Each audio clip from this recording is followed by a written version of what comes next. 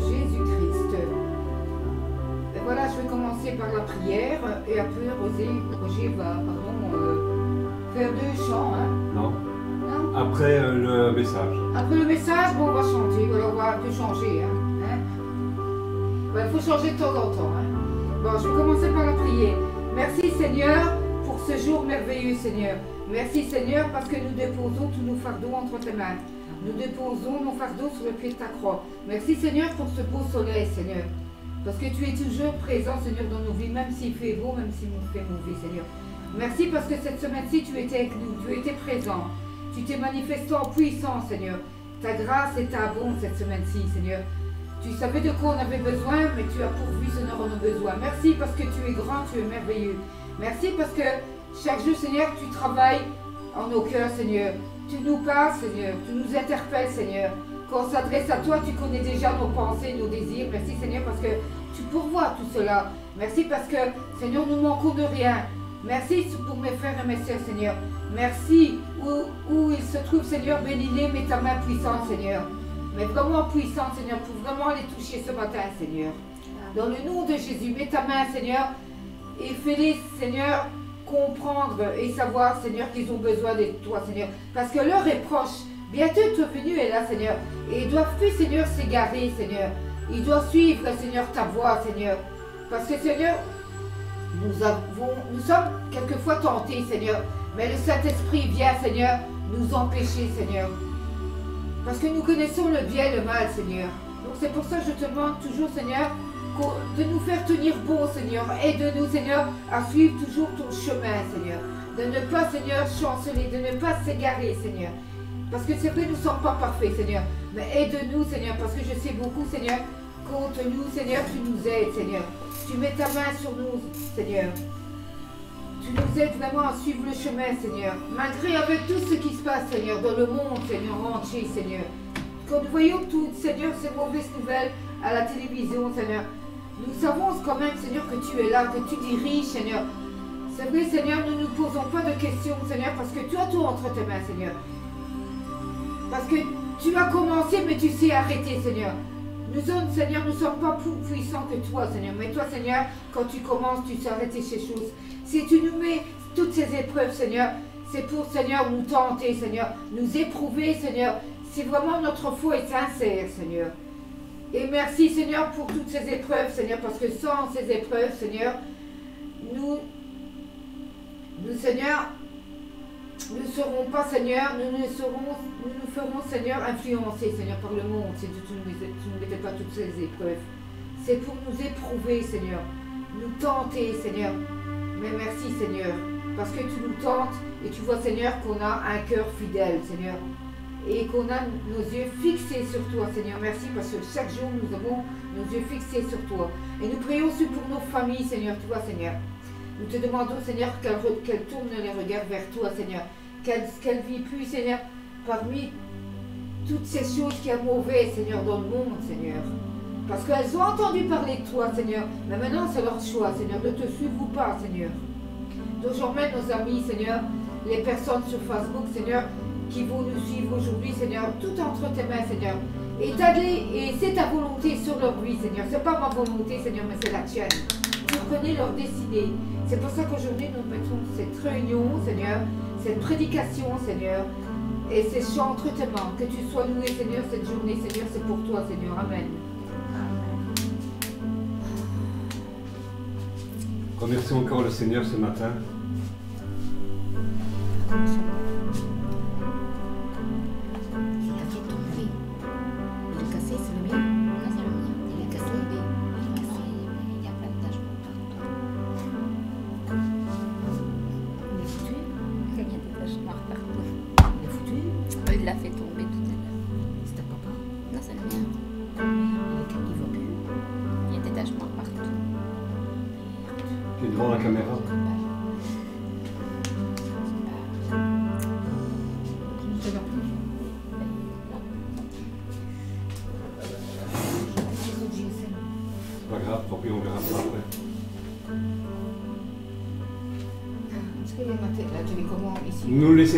Ne nous laissons pas distraire, il y aura une solution, Lisa, ne t'inquiète.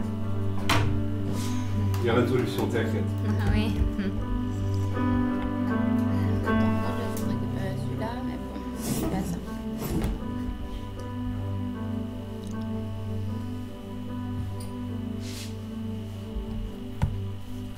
Amen. Amen. Amen. Ça va, Lisa? C'est bien? C'est bien? C'est là qui est amour. Tu peux passer à la caméra? Enlève ton assiette de là. Pour le sang. Allez. Amen. J'ai eu à cœur ce matin de vous partager. Et j'aime bien moi travailler le Nouveau Testament, mais vous savez, bien souvent, nous prenons le Nouveau Testament pour ce qui nous arrange. Voyez-vous? On dit oui, mais ça, c'est l'Ancienne Alliance, c'est l'Ancien Testament. Mais vous savez, l'Ancien Testament, on ne devrait même pas parler d'Ancien et de Nouveau Testament. On devrait même plutôt parler que la Nouvelle Alliance confirme l'Ancienne. La Bible, ce n'est pas que le Nouveau Testament ou l'Ancien Testament, la Bible, elle est toute entière. Voyez-vous, chaque fois que je suis attiré par un sujet, par exemple, la semaine passée, nous avons parlé de Phiné, Lisa, elle a parlé de Balaam et Balak, il y a toujours une confirmation avec la Nouvelle Alliance, le Nouveau Testament. Nous ne devons pas mettre de séparation. Ah tiens, ça c'est l'Ancien Testament, ah ça c'est le Nouveau Testament, c'est la Bible tout entière. Dieu nous a laissé un testament. Il nous a laissé ses volontés. Il nous a donné ses commandements. Et ces commandements, c'est le Nouveau Testament ou la Bible tout entière? La Bible tout entière. Oui, exactement. À part que dans le Nouveau Testament, par exemple, quand Jésus dit, il y a un pharisien qui vient lui dicter donc toute la loi, tu aimeras le Seigneur ton Dieu de tout ton cœur, de toute ton âme, de toute ta force. Mais Jésus, il ajoute, il n'a pas retranché. Tu aimeras le Seigneur de toute ton âme, de tout ton cœur, de toute ta force. Il n'a pas retranché ce verset, cette partie. Mais il a ajouté une chose. Et ceci est toute la loi. Tu aimeras ton prochain comme toi-même. De cela dépend, donc Jésus dit, de cela dépend toute la loi et les prophètes. Tu aimeras ton prochain comme toi-même. Donc, il ne retranche pas, tu aimeras le Seigneur ton Dieu de tout ton cœur, de toute ton âme, de toute ta force. Nous devons l'aimer. Mais il a ajouté ceci. Parce que Jésus est venu pour cela. Pour nous dire, maintenant Israël n'a plus à faire la guerre contre les nations pour les anéantir et tout ça. Le Seigneur nous a donné à nous, les gentils, donc aux païens, une porte de salut. Ce n'est plus seulement que pour Israël, mais c'est pour toutes les nations. Et alors, la parole de Dieu va être prêchée par toute la terre entière. Et alors viendra la fin. Amen. Amen. Alors, voyez-vous, Lisa, elle aime bien le Nouveau Testament. Parfois, elle développe de très bons sujets. Moi, j'avais aimé un sujet sur Actes chapitre 16, hein, où elle parlait de l'apôtre Paul en Macédoine. Et moi, je serais plutôt plus expert de l'Ancien Testament. Et puis, ben voilà, on est dans la recherche dans le Nouveau Testament parce que la Nouvelle Alliance, le Nouveau Testament confirme l'Ancien. Il n'est pas jeté. Amen. Nous allons donc voir ensemble, est-ce que vous avez déjà entendu parler de l'échelle de Jacob? Jacob, oui, on a déjà entendu parler. L'échelle de Jacob. Beaucoup d'entre nous avons entendu parler de cette histoire, bien que ce n'est pas une histoire. Hein. Donc, qui n'a jamais entendu parler de Jacob et de Ésaü? Amen. Ils étaient quoi, Jacob et Ésaü? Ils étaient jumeaux. Amen. Des frères. Ils étaient jumeaux. Et Jacob a trompé son frère. Hein? on va dire, il a trompé son père Isaac, qui ne voyait plus très bien. Jacob a trompé son père Isaac par la ruse. Isaac bénit Jacob,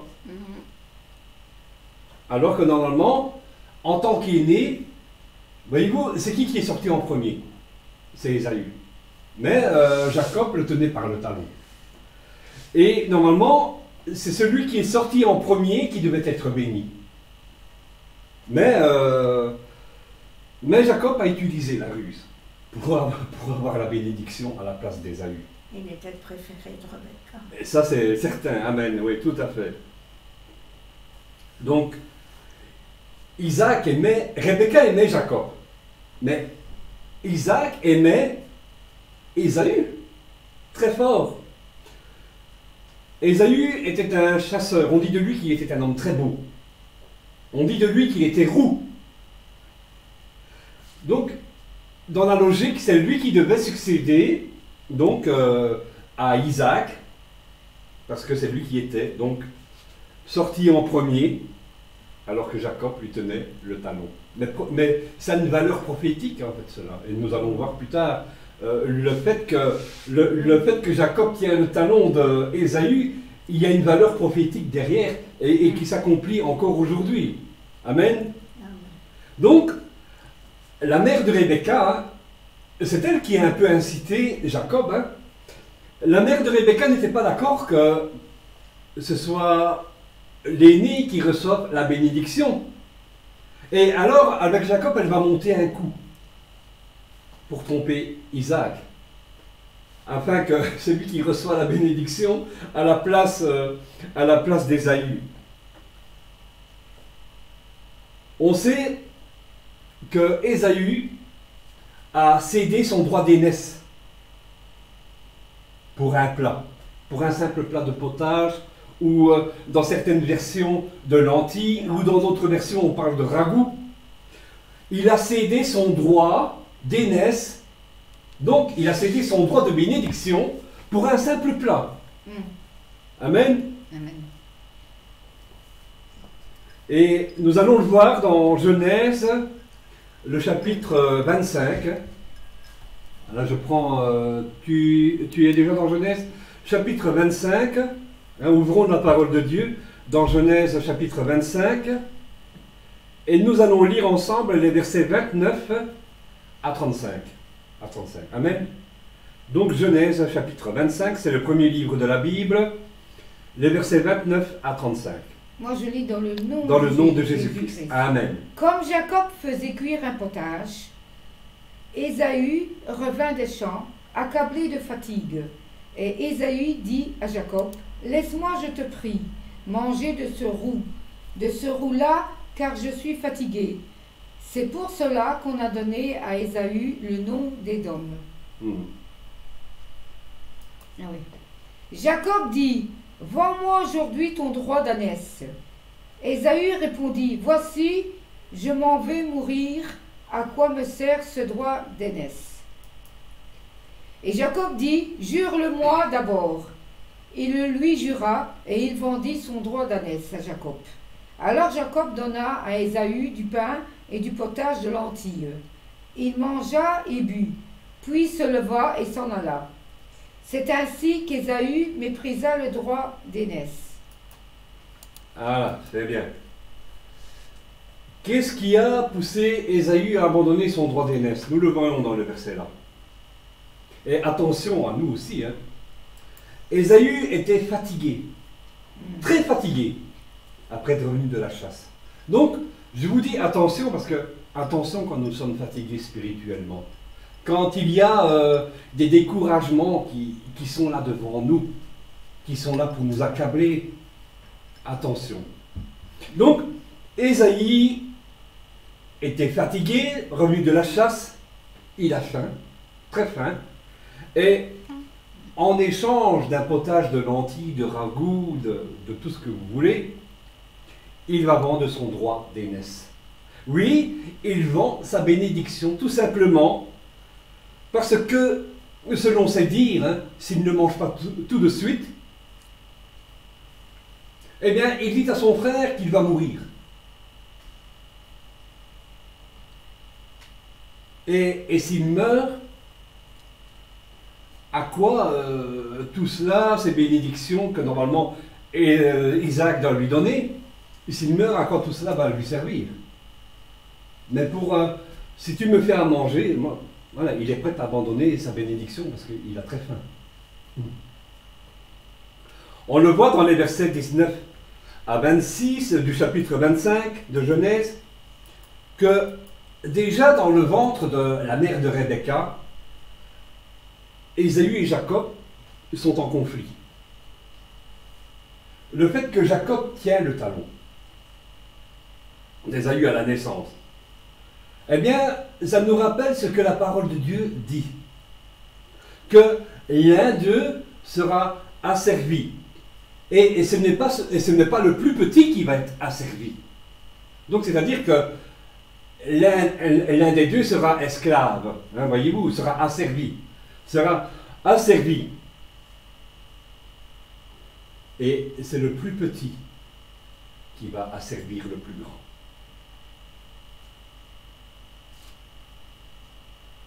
Le plus grand, le plus fort, sera assujetti au plus petit.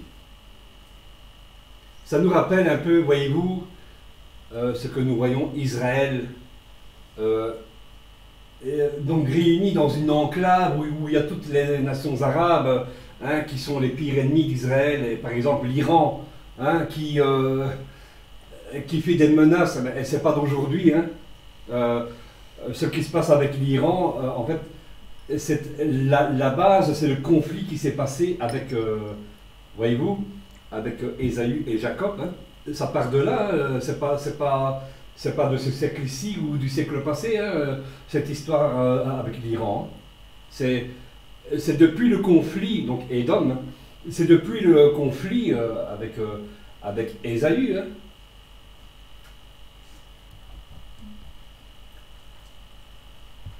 Et il y a ce passage aussi de la Bible dans Genèse 3,15, dont il est écrit. Je mettrai inimitié entre toi et la femme, entre ta postérité et sa postérité. Celle-ci t'écrasera la tête et tu lui blesseras le talon. Le serpent blessera le talon. Oui. Oui. Par Adam et Ève, nous avons hérité le péché. Et voyez-vous, c'est comme un moule. Dans le moule, il y a un défaut. Donc, vous faites votre figurine, par exemple, votre figurine en plâtre. Dans le moule, il y a un défaut. Ben, le défaut va se retrouver sur toutes les figurines. Donc, ils sont devenus comme un moule avec un défaut. Hein, et nous avons hérité de ce défaut, de génération en génération. Eh bien, voyez-vous, le serpent va blesser le talon. Eh bien, en fait, il annonce déjà, dès le moment où le diable a entraîné l'homme dans le péché, il annonce déjà une suite. Ça n'est pas fini entre nous. Ce que tu as fait là aujourd'hui, ça annonce ta défaite, à coup sûr. Parce que voilà ce qui va passer dans 3-4 000 ans, on va dire dans 4 000 ans. Je serai sur la croix. Je serai crucifié. J'aurai, voyez-vous, j'aurai une blessure mortelle, mais je ne mourrai pas. Voyez-vous, ça nous fait penser à Jésus-Christ. Il est mort sur la croix. Mais en esprit, il est vivant. Et il est ressuscité. Amen. Jésus crucifié sur la croix, c'était la défaite du serpent, de Satan, pour acheter son épouse. Qui est l'épouse de Jésus-Christ? L'Église. L'Église, pour racheter son épouse, l'Église. C'est-à-dire, pas un bâtiment. Le Seigneur n'est pas venu pour un bâtiment, pour des briques. Non. Nous sommes, nous, les pierres vivantes. Oui, Il est venu pour l'ensemble des croyants, oui, pour ceux qui croient en Jésus-Christ. Amen. oui. Amen. 1 Pierre chapitre 3 dans le Nouveau Testament. 1 Pierre, c'est presque à la fin de la Bible. 1 Pierre chapitre 3, versets 18 à 19. Jésus est mort quand? Christ aussi, oui. Christ aussi a souffert une fois pour les péchés, lui, juste pour des injustes, afin de nous amener à Dieu, ayant été mis à mort quant à la chair, mais ayant été rendu vivant quant à l'esprit, dans lequel aussi il est allé prêcher aux esprits en prison. Amen. Mais il y a encore, hein. Oui, vas-y. Non, Ah non, il y a pas. Lorsque la patience, Ah oui, tu oui, l'as pas d'accord, mais je ne l'ai pas mis. On aurait pu mettre le verset 20 avec. Lorsque la patience de Dieu se prolongeait au jour de Noé, pendant la construction de l'arche. Pardon. Donc, Jésus est mort quant à la chair, mais quant à l'esprit, il est Vivant. vivant. Amen. Qu'est-ce qu'il a fait pendant ces 3 jours? Il est allé aux enfers. Il est allé parler aux esprits aux esprits rebelles du temps de Noé. Amen. Mort quant à la chair, mais rendu vivant quant à l'esprit. Donc oui, Jésus est mort dans la chair, il a eu une blessure mortelle, mais il n'est pas mort quant à l'esprit. Amen. La blessure du serpent, donc, n'a pas été mortelle, comme cela avait été annoncé il y a 4000 ans de là. Dieu révèle son plan. Dieu révèle ce qu'il va mettre en œuvre pour vaincre Satan.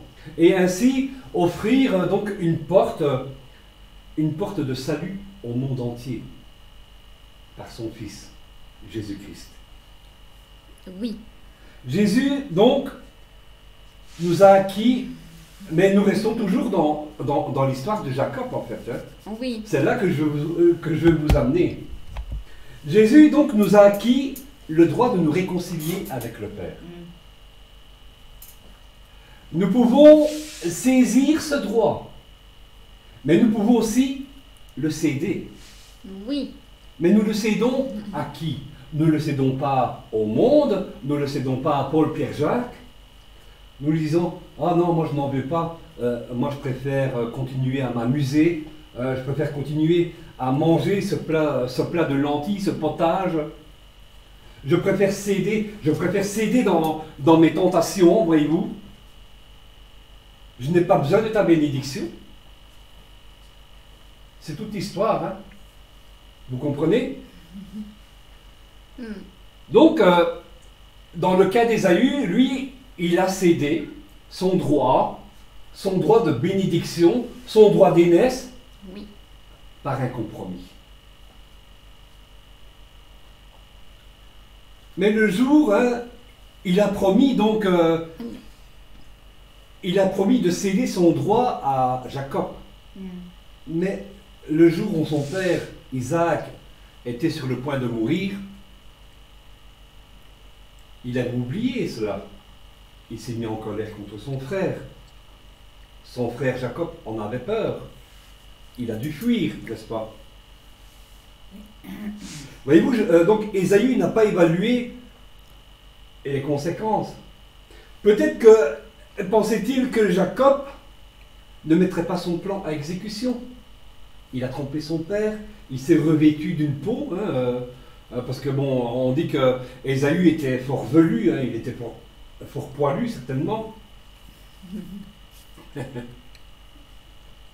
c'est mon Et il ne pensait pas que Jacob allait mettre son plan à exécution, Pourquoi? aller chercher la bénédiction. Mais quand Isaac a donné sa bénédiction à Jacob, il était trop tard.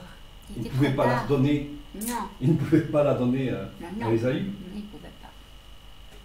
La vente de son droit d'aînesse pour un plat de lentilles montre un exemple frappant de faiblesse, sans tenir compte de la vie de son père.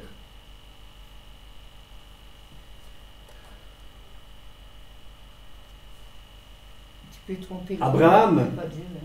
Abraham est fortement choqué. Et je veux dire Isaac. il est fortement choqué quand il apprend qu'il s'est trompé. Isaac, hein? Et il ne peut pas revenir en arrière.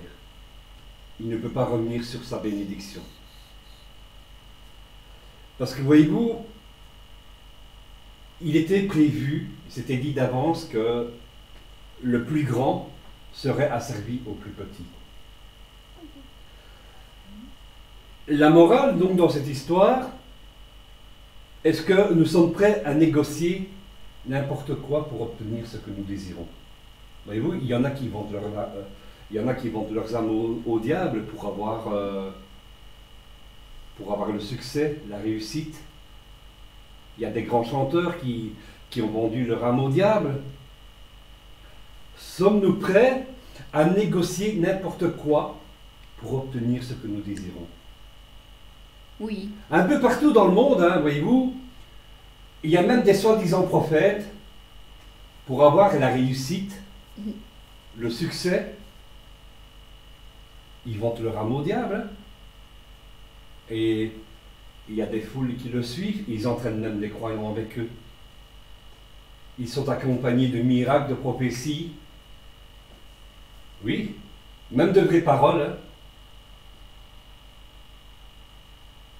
Mais pour avoir cette réussite-là, on ne sait pas ce qu'ils ont vendu au diable. Oui, mais ça existe.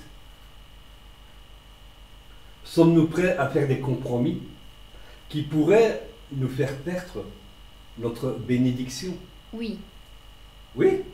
Bah oui, non, l'homme hein. est faible. Oui, tu veux faire des compromis pour perdre ta bénédiction. Serais-tu prêt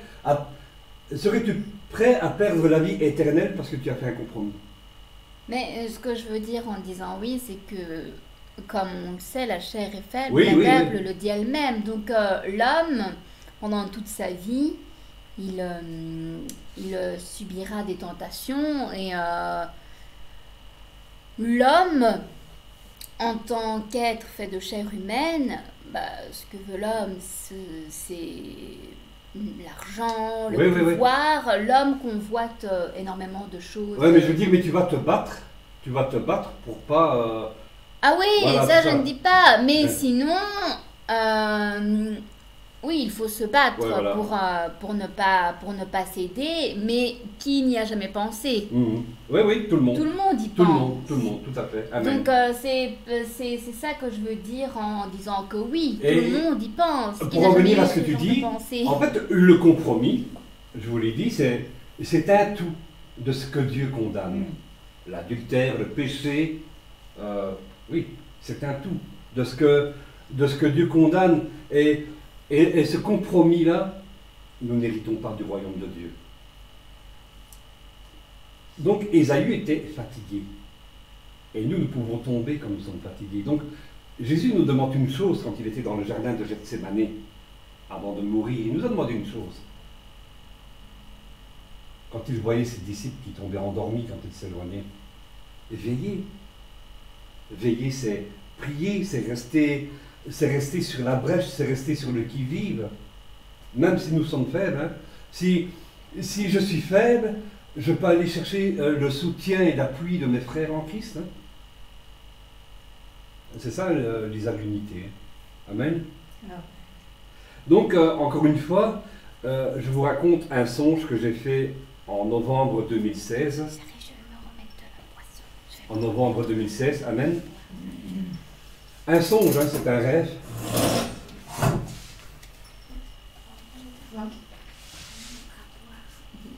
Je suis invité à un banquet et dans le rêve, hein, ça ne s'est pas passé, mais c'est un rêve. Je suis invité à un banquet. Tu vois, comme du temps du Moyen-Âge, hein, c'est vraiment l'image que je voyais. Hein. Comme du temps du Moyen-Âge, il y a du gibier sur la table, il y a des fruits, des pommes de terre, tout, vraiment du vin. Et donc, c'était des rois qui mangeaient à la table. Il y avait des filles qui dansaient au milieu, elles dansaient nues. Et donc, je suis invité sous une escorte. Les rois m'invitent à manger avec eux à la table. Oui. j'ai refusé de manger avec eux. J'ai refusé de manger à leur table. Et pourtant, qui ne plongerait pas sur la table, et c'est surtout quand il a faim, qui ne plongerait pas sur la table, vraiment ces mets miculeux, cette viande délicieuse, bien cuite, bien rôtie, vous sentez, parce que c'était les odeurs que je ressentais, vous sentez les bonnes odeurs de viande rôtie, qui ne plongerait pas sur la table?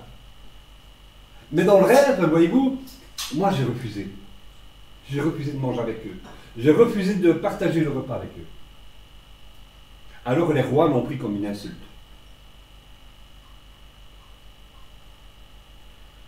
Satan propose. Mais après, ce que nos yeux voient peut attiser, allumer un feu, la convoitise. Finalement, la convoitise, c'est se dire, ah mais en fait c'est pas mauvais, c'est bon, mais nous sommes en train de manger du compromis, qui est un poison mortel. Il ne va pas te tuer tout de suite, mais c'est un poison mortel et lent. Comme on pourrait, voyez-vous, on met chaque jour un petit peu d'arsenic dans ta nourriture, c'est lent, mais tu es en train de dépérir. Et je me suis souvenu de ce que le Seigneur nous dit, qu'il ne faut pas nous asseoir à la table des moqueurs. Psaume chapitre 1, verset 1. Mon refus donc de partager le repas avec eux, eh bien ça a été comme une injure, ça a été comme une insulte pour eux. Et donc, ils m'enchaînent, ils me jettent en prison. Donc c'est ce songe où en 2016, il y avait des fortes tempêtes en Europe. En novembre 2016, hein, ouais. Il y avait des fortes tempêtes, il y a même eu des morts. Et donc, j'ai entendu d'une voix audible, je vous assure, ça vient de l'Est, le danger vient de l'Est. Ouais, moi j'ai donné ma propre interprétation à ce moment-là, sur une émotion. Mais après, quand je réfléchis, quand la pandémie a frappé ici l'Europe, j'ai regardé l'histoire. La plupart des pandémies, donc des pestes qui ont frappé l'Europe, sont venues d'où? De l'Est. De l'Est, de Chine, de l'Orient. Et souvent au travers de tissus, de denrées alimentaires, la plupart des pestes qui ont frappé l'Europe sont venues de l'Est. Et donc, quand on a chanté, quand on a crié au complot, moi je n'y ai pas cru. C'est un jugement de Dieu qui arrive sur l'Europe. Ce que nous vivons ici. Il y en a qui ne peuvent pas être d'accord avec moi. Moi j'en suis convaincu parce que, oui, il y a le Saint-Esprit, il y a une conviction. Ce qui arrive ici à l'Europe, c'est un jugement de Dieu. Voyez-vous maintenant, là-bas, en Israël et à l'Est, ils vivent bien, ils dansent et tout ça, mais nous, on a encore... On danse pas. Ce que ces gens, quand ils crient liberté, liberté, ce qu'ils disent vouloir éviter, ils ne l'éviteront pas. Parce qu'il y a un jugement de Dieu sur l'Europe à cause des compromis. Je ne peux pas le dire tout à haute voix, mais voyez-vous aujourd'hui ce que les lois, donc ce qu'on maintenant on accepte comme loi. Je parle sur les mariages. Homo et tout ça. Oui, et je ne peux pas trop le dire parce que je peux me retrouver au tribunal pour voilà. Ce que la Bible condamne, l'Occident, il y a oui, mais la Bible, elle évolue, il faut évoluer avec son temps. Est-ce que la parole de Dieu est changeante à ce point-là? Jamais, elle ne change pas. Ce que Dieu déclare infâme, ce que Dieu déclare abomination, avons-nous le droit de dire, ah oui, mais c'est l'époque, nous sommes dans les temps modernes, les temps ont changé. Nous, la parole n'évolue pas, la parole de Dieu n'évolue pas. Non. C'est ça le problème. Ça touche l'Occident, hein. Donc le monde occidental, ça englobe l'Europe, mais ça englobe aussi les États-Unis. Hein. C'est notre manière de vivre. C'est notre manière de vivre qui attire le jugement de Dieu.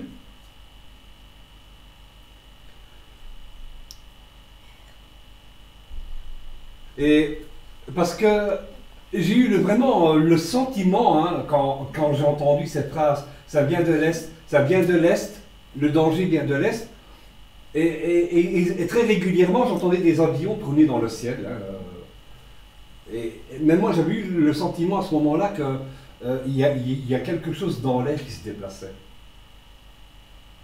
Maintenant, moi je ne dis pas que les avions ont déversé, je ne suis pas dans la théorie du complot, je ne dis pas que des avions ont déversé des trucs dans le ciel. Ça, moi je n'y crois pas. Mais des pandémies, on l'a même étudié avec Lisa, et on regarde l'histoire, des pandémies, il y en a à peu près tous les 100 ans. Voyez-vous, mais ici, certainement que vu la déforestation et que les animaux se rapprochent de l'homme, on va en avoir peut-être tous les 10 ans. Oui, c'est notre faute parce que déjà nous détruisons le bien de Dieu, la terre. Nous n'en faisons qu'à notre tête. Oh non, Seigneur, laisse-nous faire comme nous on veut. On n'a pas besoin de toi. On n'a pas besoin de tes commandements. Nous, on a envie de continuer à demeurer dans le péché. On a envie de continuer à demeurer dans la débauche. Nous sommes comme au temps de Noé. Hein. Les hommes mangeaient, les hommes buvaient, ils mariaient leurs filles. C'est cette fameuse époque où il y avait la sodomie et de tout ce que vous voulez. Ce que les anges descendus sur terre, on l'apprend dans le livre d'Enoch, qui n'est pas repris dans la Bible. C'est un livre un peu spécial, mais donc les anges déchus, les anges descendus du ciel venaient apprendre aux hommes l'art de faire la guerre, de tuer, de la débauche. Eh bien, on est comme dans le temps de Noé. Voyez-vous, ce que je crois, ça n'épargne pas les chrétiens. Parce que tout d'abord, voyez-vous, je crois qu'on est dans un temps où Dieu est en train de juger déjà en premier l'Église. Quand Jésus est venu il y a 2000 ans, c'est un jugement contre Israël. Mais aujourd'hui, il est en train de juger l'Église. Il est en train de juger l'Église parce que Dieu veut séparer d'abord l'ivraie du bon blé. Amen. Il faut se dire que même si c'est dur, il vaut mieux mourir intègre que d'accepter le compromis quand ça nous arrange. En réagissant sur le moment, ce que nous cédons, il y a une tentation devant nous. Hein. C'est vrai, Lisa, tu l'as bien noté, il y a des tentations devant nous. Nous pouvons céder parce que la chair est faible. Mais si je cède, je dois penser aux conséquences. Parlons de Jacob. Jacob était rusé. Très rusé pour obtenir ce qu'il voulait. Il attendait donc une occasion pour recevoir la bénédiction à la place d'Ésaü. Il l'a réfléchi, hein, et il l'a obtenu. Même auprès du Seigneur, il a usé de stratégie, il a usé de ruse auprès de Dieu, Jacob. Par exemple, il voulait être béni par Dieu. Et donc dans Genèse chapitre 28, verset 20, il fait ce vœu au Seigneur. Genèse chapitre 28, verset 20.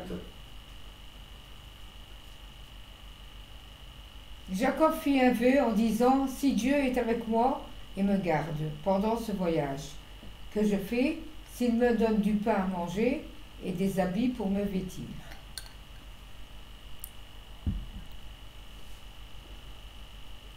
Ah, ça ne va pas plus loin? Non. Ben, je vais le lire. Si Dieu est avec moi, s'il me donne du pain à manger et des habits pour me vêtir, et si je reviens en paix chez moi, en effet, car il faut savoir que mon frère Ésaü s'est promis de se venger, il dit, si Dieu est avec moi, alors il sera mon Dieu. Si Dieu est avec moi, il sera mon Dieu. C'est ce qui, hein? Ce Dieu n'est nul autre que celui qui s'est révélé à Abraham, Isaac et Moïse. Bien plus tard, je suis, n'est-ce pas? Donc, ce Dieu sera mon Dieu, dit Jacob. S'il me protège, s'il me bénit, s'il me donne à manger, il pose des conditions au Seigneur. Tu seras mon Dieu si il pose des conditions. Le Seigneur, donc, c'est vrai, il faut mettre à l'épreuve le Seigneur, tu vois. Donc dans Malachie 3,10, mettez-moi à l'épreuve, est-il écrit. Et vous verrez si je n'ouvre pas pour vous les écluses des cieux. Si je ne répands pas sur vous la bénédiction en abondance. Nous avons le droit de mettre le Seigneur à l'épreuve. Seigneur, montre-moi que tu es Dieu. Montre-moi que tu existes. Montre-moi, Seigneur, que tu me bénis. Nous avons le droit. Mais le cas de Jacob, on va le voir plus tard. Un roi terrestre va vous dire, mais de quel droit oses-tu exiger de ma part?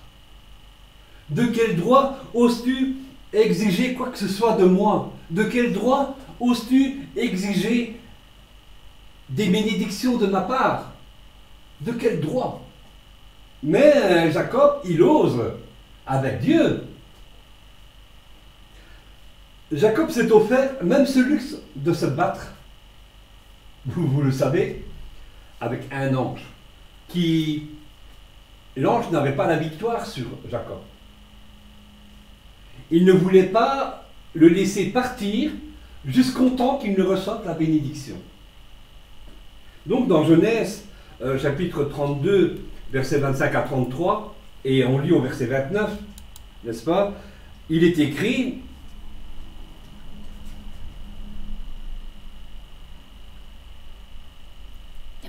verset 6, descend.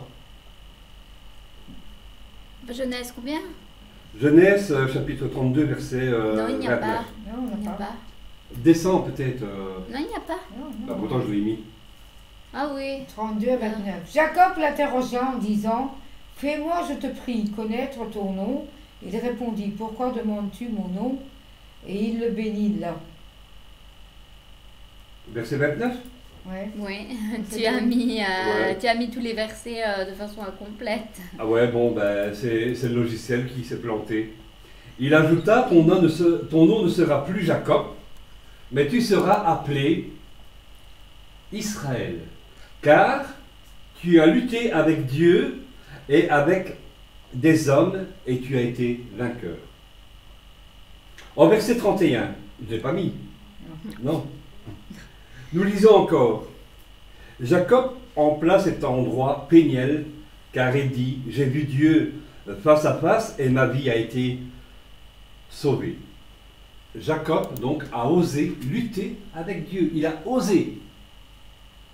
Ce qui nous intéresse en particulier dans ce message, c'est la compréhension de l'échelle de Jacob. Jacob fait un songe. Dans Genèse, chapitre 28, versets 10 à 15. Celui-là, je l'ai mis. Genèse, chapitre 28, versets 10 à 15.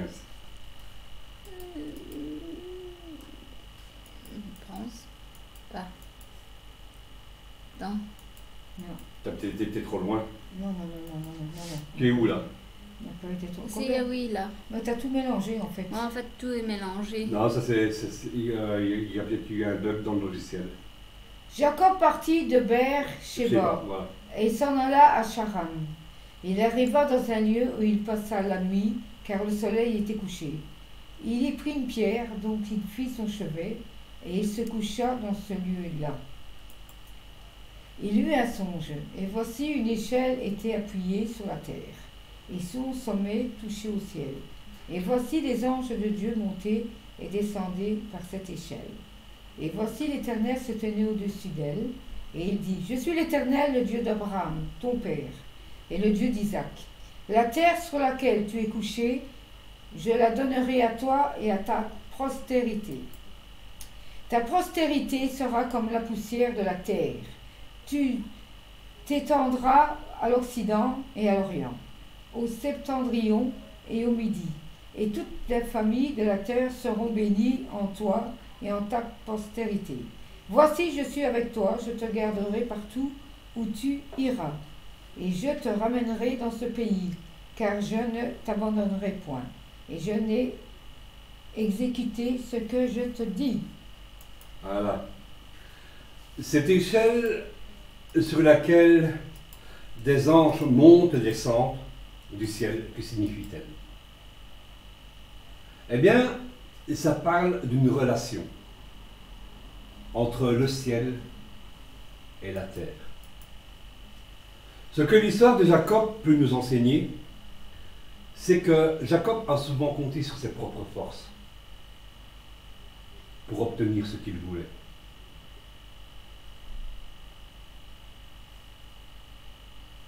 Il a souvent compté sur ses propres forces pour obtenir ce qu'il voulait. Pour accumuler les richesses. Il a souvent compté sur ses propres forces. Au lieu de demander de l'aide à Dieu, il a souvent compté sur ses propres forces. Pourtant, il était dit à l'avance que le plus petit, je vous le rappelle, allait dominer le plus grand. Mais il a toujours compté que sur ses propres forces. Cela s'est accompli, hein, mais de quelle façon? Au lieu de prier, il a utilisé la ruse. Quand vous recevez une promesse au Seigneur, allez-vous utiliser la ruse? S'il vous a promis un ministère de prophète dans les nations, un ministère pastoral ou un ministère d'évangéliste, et tu n'es pas encore entré dans la promesse, comment vas-tu y parvenir? Par la ruse, par des stratégies, ou bien alors tu vas te mettre à genoux, tu vas demander la direction à Dieu. Seigneur, aide-moi.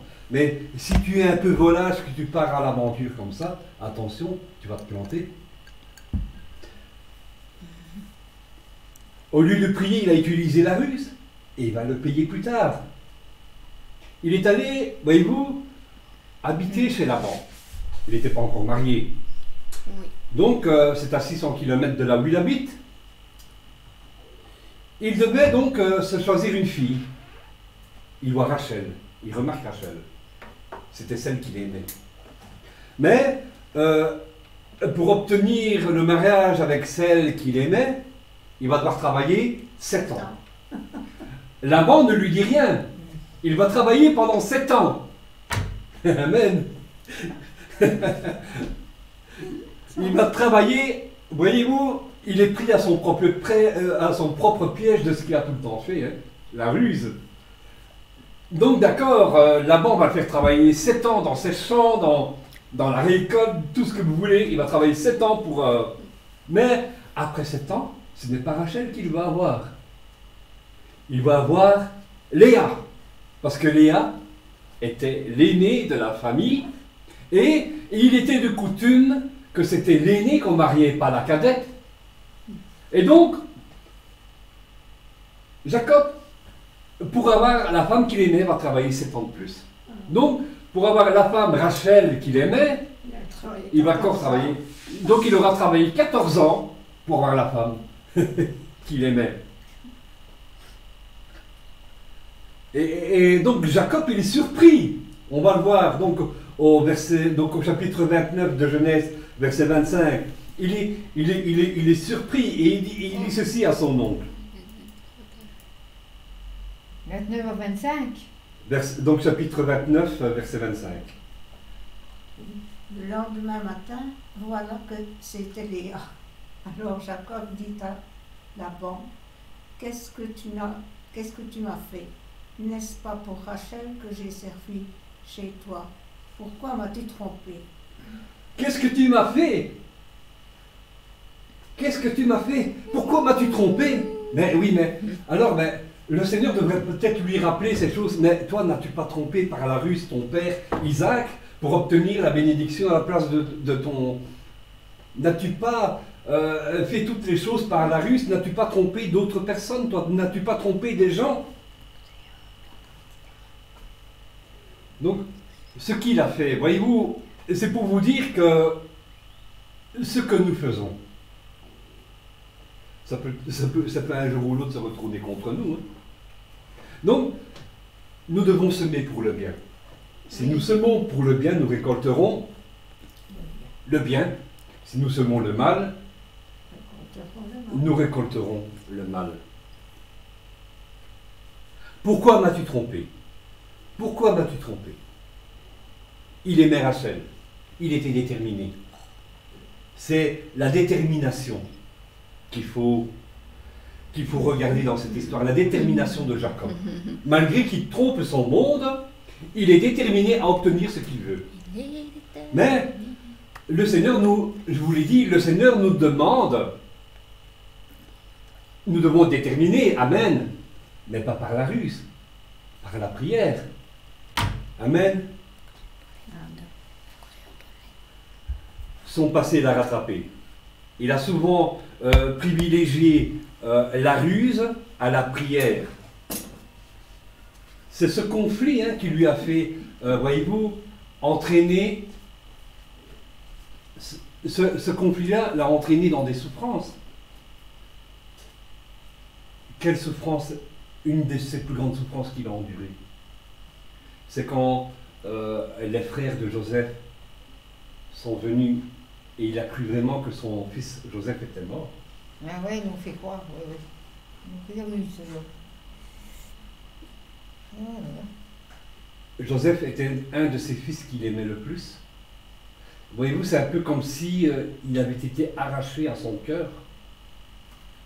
Imaginez quand vous souffrez de la perte d'un fils, de la perte d'un être cher, vous avez comme si on vous arrache quelque chose du cœur.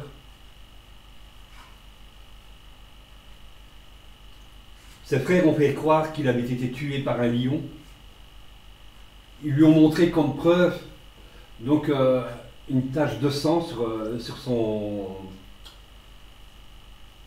sa tunique, la tunique que sa mère avait fabriquée. Il était très abattu et il a fallu donc plusieurs années avant que, par les circonstances d'une famine terrible, voyez-vous, le Seigneur tourne la malédiction en bénédiction. C'est peut-être pas pour rien que Joseph est envoyé donc comme esclave en Égypte. Il va venir un des plus grands intendants du Pharaon. Il a donné la stratégie à l'Égypte pour éviter la famine. Les nations aux alentours avaient faim, étaient dans la famine. Et ce sont ces circonstances-là qui ont amené Jacob et sa famille à retrouver le fils qu'ils avaient perdu.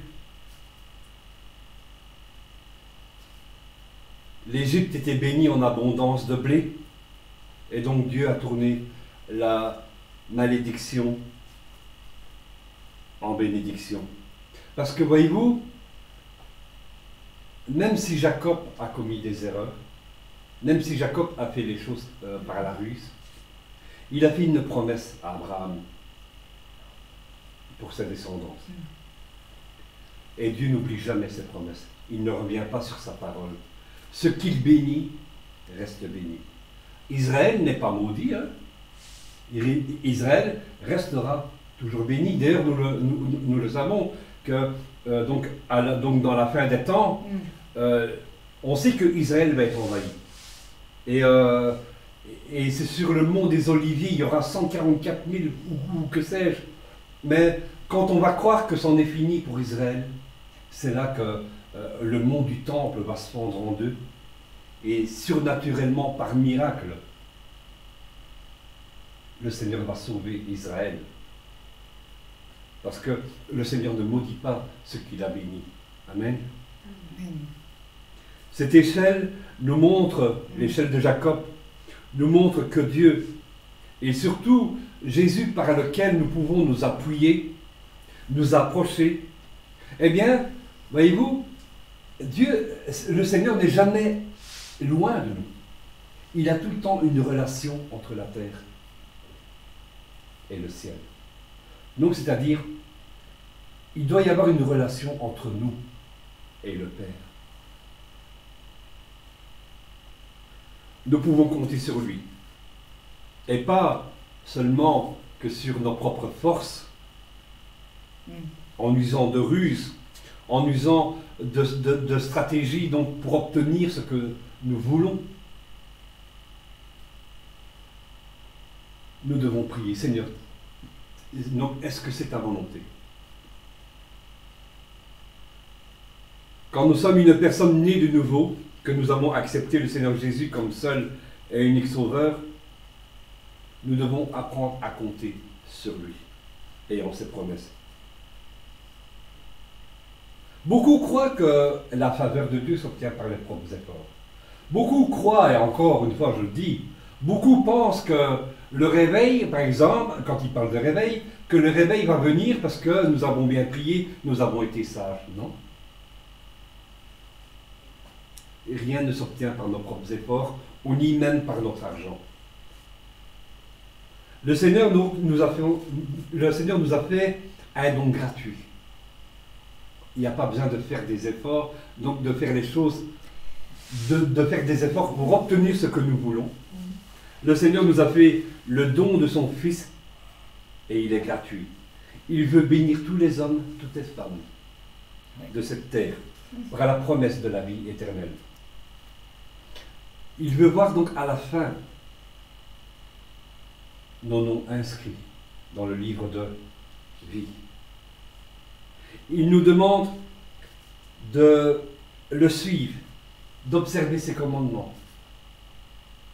Non pas seulement, mais aussi de persévérer. Nous n'aurons pas des faveurs de Dieu par la ruse, par nos propres efforts, sans la prière. Nous devons nous approcher de Jésus, oser lui adresser nos prières. Mettez-moi à l'épreuve. Nous devons mettre le Seigneur à l'épreuve. Jésus, il n'y a aucun autre nom par lequel nous devons nous approcher. C'est pas Saint-Pierre, c'est pas Saint-Jean, c'est pas Saint-Joseph, c'est pas Marie.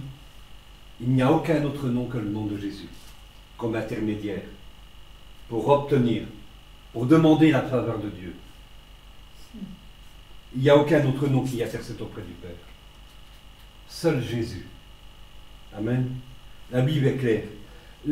Donc l'exaucement de nos prières ne passe que par un seul nom. C'est Jésus. On peut le dire tout haut. Amen. Les propres efforts de Jacob, voyez-vous, l'ont entraîné dans la peur. Il a eu peur que son frère le tue. Il a fui. Il a fui de peur d'être tué par son frère Ésaü. Son acte de ruse lui a fait naître un sentiment d'insécurité. Jacob avait des points faibles, certains, mais il était déterminé. Et c'est comme ça que le croyant doit marcher. Il doit être déterminé, mais dans la bonne stratégie. Comme des hommes, des femmes déterminés, jusqu'à même lutter avec le Seigneur. C'est comme ça que nous devons être. C'est-à-dire prier avec persévérance. La parole de Dieu dit que frapper. Et donc c'est-à-dire qu'il faut parfois insister. Persévérer. Amen. Jusqu'à ce que nous soyons bénis. Un homme déterminé ne lâche rien. Et c'est ce que nous devons faire. Ne lâche rien. Ne cède pas. Même si parfois c'est dur, même si parfois c'est difficile, même si parfois tu as le découragement, ne reste pas dans ton coin. Tu vas peut-être trouver un frère, une sœur, quelqu'un qui pourra t'aider, te remonter les morales. Et en fait, c'est ça l'unité hein, que Jésus recherche de nous. Hein. C'est que c'est l'histoire d'un couple. Quand la femme ne va pas trop bien, le mari est là pour l'encourager. Et je l'ai souvent vécu avec Angela. Moi, je parle beaucoup sur du vécu. Et quand moi, je n'ai pas été bien pendant des années, elle a tout le temps été là. Donc, nous devons compter les uns sur les autres. Nous ne devons pas croire que nous sommes seuls. Amen. Un homme déterminé ne lâche rien. Et c'est ce que nous devons faire dans notre relation avec le Seigneur Jésus. Même quand il arrive que nous soyons dans des moments difficiles. Oui. Comme l'échelle que Jacob a vue, et nous allons terminer là-dessus. Amen. Amen. L'échelle que Jacob a vue peut nous apprendre que jour et nuit, il y a des anges qui sont à notre service. Vous le savez? Oui. Il y a des anges qui sont à notre service, au service de Dieu. Donc, Hébreux, chapitre 1, verset 14. Oui. Jour et nuit, il y a des anges qui sont au service de Dieu et viennent apporter de l'aide à ceux qui vont hériter du salut. Donc à nous. Nous devons toujours compter sur Dieu Oui. en nous approchant de lui. C'est le message que c'est fait que Jacob et sa vie veulent nous apprendre. Pas par la ruse, pas par nos propres efforts. Être des hommes et des femmes déterminés Oui. pour obtenir la faveur de Dieu par la prière. Amen. Amen.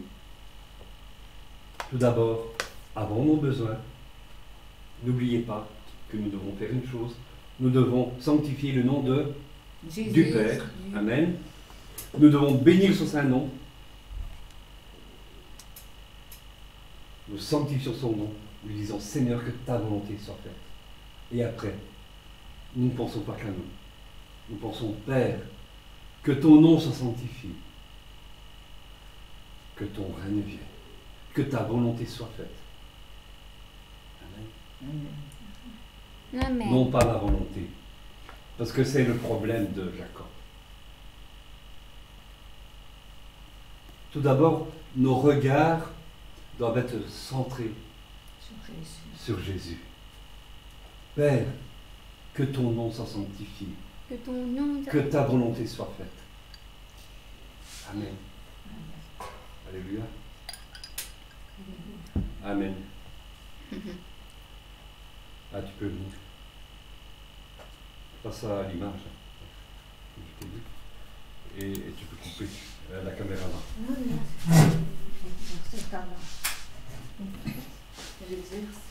Et ça, je laisse. Ça, je laisse. Non, ça tu peux laisser. Ah, moi, je l'avais fait, madame. Oui, merci Seigneur.